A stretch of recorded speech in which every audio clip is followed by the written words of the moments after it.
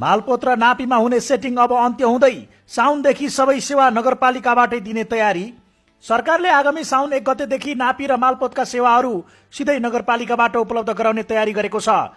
देशभरका 753 स्थानीय तहमध्ये पहिलो चरणमा महानगर, उपमहानगर र नगरपालिका गरी 292 तहमा यो सेवा सुरु हुन लागेको हो।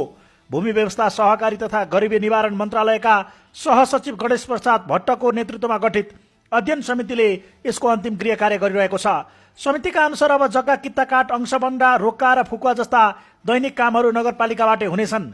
यद्यपि कानुनी जटिलताका कारण मोही बाँडफाँड नयाँ जग्गा दर्ताको काम भने तत्कालका लागि जिल्ला मालपोत कार्यालयबाटै हुने बताइएको छ।